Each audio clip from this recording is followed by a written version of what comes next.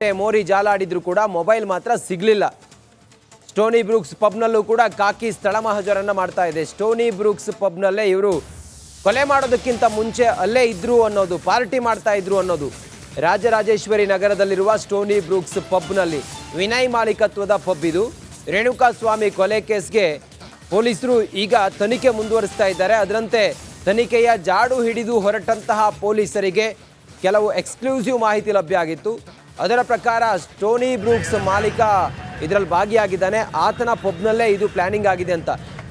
ಏನು ಗಮನಿಸ್ತಾ ಇದ್ರಲ್ಲ, ಇದು ಸುಮ್ನಹಳ್ಳಿಯ ಮೋರಿ. ಇದು ಈ ಮೋರಿಯಲ್ಲೇ ಪ್ರದೋಷ್ ಅನ್ನೋ ಆರೋಪಿ ರೇಣುಕಾಸ್ವಾಮಿಯ 2 ಮೊಬೈಲನ್ನು ಈ ಮೋರಿಗೆ ಎಸ್ತಿದ್ದ.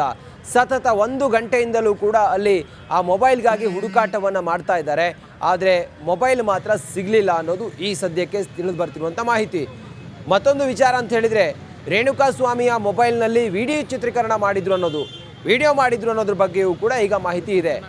ಒಂದು ವೇಳೆ ಅದೇನಾದರೂ ಸಿಕ್ಕಿದ್ದೆ ಆ ವಿಡಿಯೋ ಎಲ್ಲ ಲಭ್ಯ ಆಗುತ್ತೆ, ಅದ್ರ ಜೊತೆಗೆ ಲೊಕೇಶನ್ ಎಲ್ಲ ಗೊತ್ತಾಗುತ್ತೆ, ಮತ್ತು ಈ ಆರೋಪಿಗಳು ಕೊಲೆ ಮಾಡಿದ್ದಾರೆ ಅನ್ನೋದಕ್ಕೆ ಆ ಮೊಬೈಲ್ ಪ್ರಮುಖವಾದಂಥ ಸಾಕ್ಷ್ಯ ಆಗುತ್ತೆ.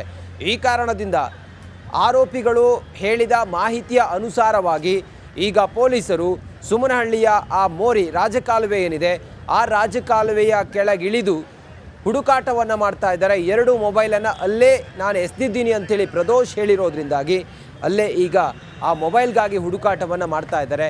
ಆದರೆ ಸುಮನಹಳ್ಳಿಯ ಆ ರಾಜಕಾಲುವೆ ಏನಿದೆ, ಎನಿ ಟೈಮಲ್ಲಿ ನೀರು ಹರಿತಾನೆ ಇರುತ್ತೆ, ಚರಂಡಿ ನೀರು ಹರಿತಾನೆ ಇರುತ್ತೆ.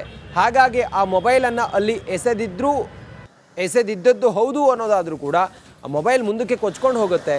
ಆದರೆ ಅಲ್ಲೇ ಇದೆಯಾ ಗೊತ್ತಿಲ್ಲ. ಅಲ್ಲಿ ಹುಡುಕಾಟ ಮಾಡ್ತಾ ಇದ್ದಾರೆ. ಸುಮಾರು 1 ಗಂಟೆಯಿಂದಲೂ ಕೂಡ ಅಲ್ಲಿ ಹುಡುಕಾಟ ಮಾಡ್ತಾ ಇದ್ದಾರೆ. ಆದರೆ ಯಾವುದೇ ಮೊಬೈಲ್ ಪತ್ತೆ ಆಗಿಲ್ಲ.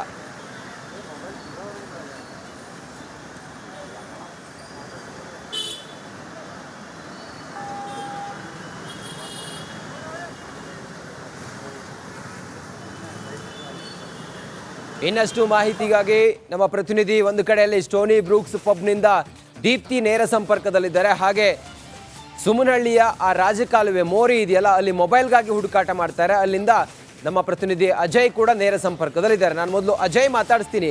ಅಜಯ್, ಈ ಘಟನೆ ಆಗಿ 5-6 ದಿನ ಆಗಿದೆ. ಆ ಮೊಬೈಲನ್ನು ಅವತ್ತು ಎಸೆದಿದ್ರು, ಇವತ್ತೂ ಕೂಡ ಅಲ್ಲೇ ಇರುತ್ತೆ ಅನ್ನುವ ಅನುಮಾನ ಇದೆಯಾ ಪೊಲೀಸರಿಗೆ? ಏನಾದರೂ ಸಿಕ್ಕಿದೆಯಾ? ಈ ಹೊತ್ತಿಗಲ್ಲಿ ಏನು ನಡೀತಾ ಇದೆ ಸುಮನಹಳ್ಳಿ ಮೋರಿ ಹತ್ರ?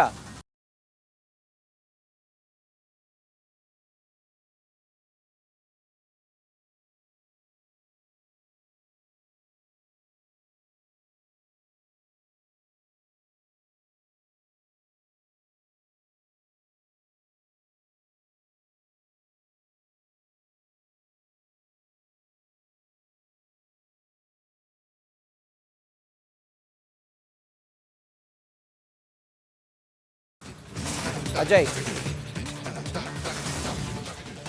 ಖಂಡಿತವಾಗ್ಲೂ ರಂಜಿತ್, ಈಗಾಗಲೇ ಏನೋ ಒಂದು ಮೊಬೈಲನ್ನು ಎಸ್ತಿದ್ದೀನಿ ಅಂತೇಳಿ ಈಗಾಗಲೇ ಪ್ರದೋಷ್ ಒಂದು ಹೇಳಿಕೆಯನ್ನು ಕೊಡ್ತಾನೆ. ನೀವು ಹೇಳ್ದಾಗೆ ಆ ಒಂದು ಮೊಬೈಲಲ್ಲಿ ಒಂದು ರೀತಿ ವಿಡಿಯೋಗಳು ಕೂಡ ಇತ್ತು ಅನ್ನೋ ಒಂದು ಹೇಳಿಕೆ ಕೂಡ ಈಗಾಗಲೇ ಪೊಲೀಸರು ಮುಂದೆ ಕೂಡ ಕೊಟ್ಟಿರುವಂಥದ್ದು. ಸೊ ಹೀಗಾಗಿ ಆ ಒಂದು ಅಂಶವನ್ನು ಇಟ್ಕೊಂಡು ಈಗಾಗಲೇ ಪೊಲೀಸರು ಕೂಡ ಇಲ್ಲಿ ಬಂದು ಮೊಬೈಲನ್ನು ಸರ್ಚನ್ನು ಮಾಡ್ತಾರೆ. ಆದರೆ ಇಲ್ಲಿ ಯಾವುದೇ ರೀತಿಯಾಗಿ ಮೊಬೈಲ್ ಕೂಡ ಯಾವುದೇ ಸಿಕ್ಕಿರೋದಿಲ್ಲ. ಸೊ ಹೀಗಾಗಿ ಪೊಲೀಸರು ಕೂಡ ಈಗಾಗಲೇ ಬಂದ ದಾರಿಗೆ ಸುಂಕ ಇಲ್ಲ ಅನ್ನೋ ರೀತಿಯಲ್ಲಿ ಈಗಾಗಲೇ ಹೋಗಿರುವಂಥದ್ದು. ಈಗ ಈ ಒಂದು ಘಟನಾ ಸ್ಥಳವನ್ನು ಕೂಡ ನೋಡ್ಬೋದು. ರಾತ್ರಿ 1:15 ಸುಮಾರಿಗೆ ಅವರು ಇಲ್ಲಿ ಬಂದು ಬಾಡಿಯನ್ನು ಡಿಸ್ಪೋಸ್ ಮಾಡ್ತಾರೆ.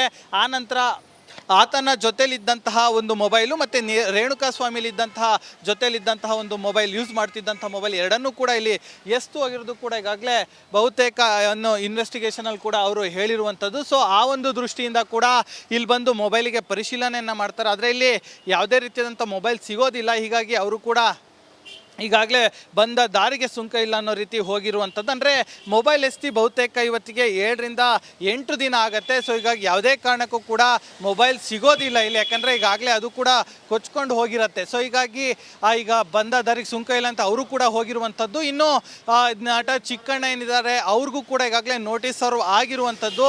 ಇವತ್ತೇ ಏನೋ ಬಂದು ವಿಚಾರಣೆಗೆ ಹಾಜರಾಗಬೇಕು ಅಂತಲೂ ಕೂಡ ಈಗಾಗಲೇ ಹೇಳಲಾಗಿರುವಂಥದ್ದು. ಇನ್ನು ಇವತ್ತೇನಾದ್ರು ಹಾಜರಾಗಿಲ್ಲ ಅಂದರೆ ಮತ್ತೊಂದು ನೋಟಿಸ್ ಕೊಡುವಂಥ ಸಾಧ್ಯತೆ ಇರುತ್ತೆ.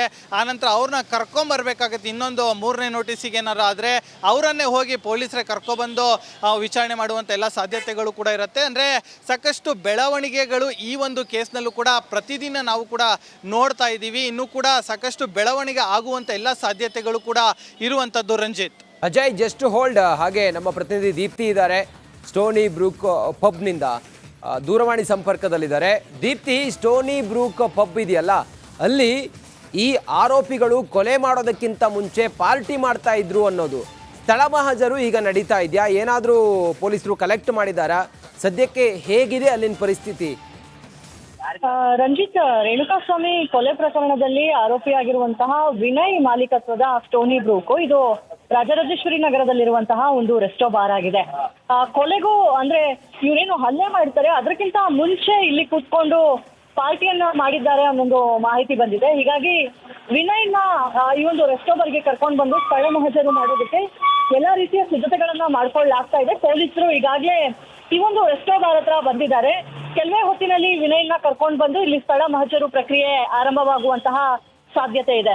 ಅಂದ್ರೆ ಪ್ರಮುಖವಾಗಿ ಹಲ್ಲೆ ಅಂದ್ರೆ ಚಿತ್ರದುರ್ಗದಿಂದ ರೇಣುಕಾಸ್ವಾಮಿಯನ್ನ ಕರ್ಕೊಂಡು ಬಂದಂತಹ ಸಂದರ್ಭದಲ್ಲಿ ಶೆಡ್ ನಲ್ಲಿ ಇಟ್ಟ ನಂತರ ದರ್ಶನ್ ಅಂಡ್ ಟೀಮು ಇದೇ ರೆಸ್ಟೋ ಬಾರ್ಗೆ ಬಂದು ಚರ್ಚೆಯನ್ನ ಮಾಡಿದ್ರು ಅನ್ನೋ ಒಂದು ಮಾಹಿತಿ ಸಿಕ್ಕಿದೆ ಪೊಲೀಸಿಗೆ.